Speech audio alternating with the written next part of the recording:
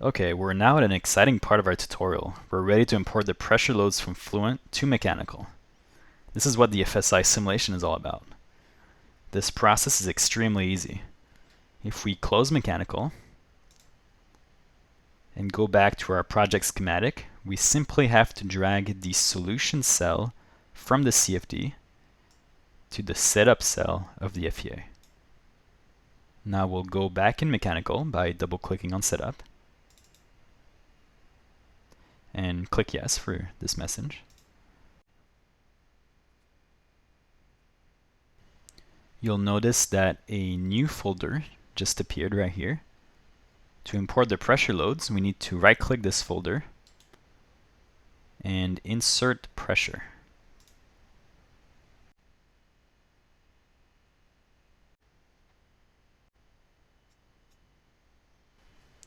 We then have to specify the matching boundary between the CFD and the FEA. It's important that these surfaces match in order to successfully execute this FSI simulation. So at the top, we need to choose the blade surface from the FEA. You can change the scoping method to name selection and click the blade surface. And down here, we can select the blade surface from the CFD, which we called blade. Finally, we right-click on import pressure and select import load.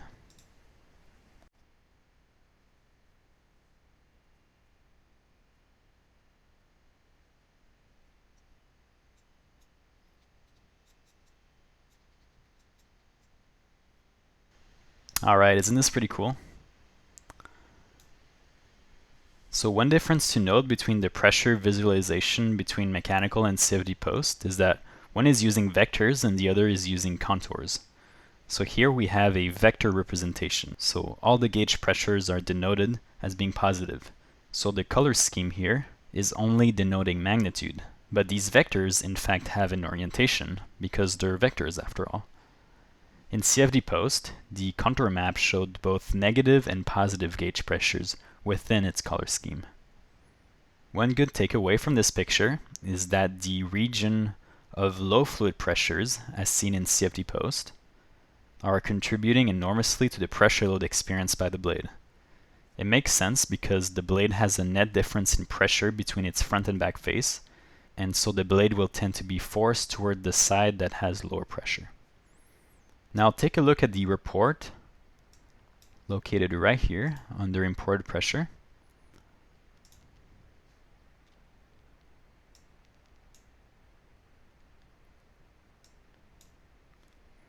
It's very important to check that these forces between the CFD and the FEA match sufficiently.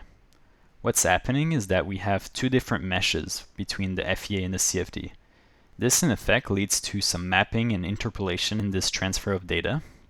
This is why these values differ a bit. If your mesh is too coarse, then the mapping and interpolation will not be accurate, and these values will be very far from each other, which would lead to erroneous results. Finally, make sure that this statement down here says that 100% of the nodes have been mapped.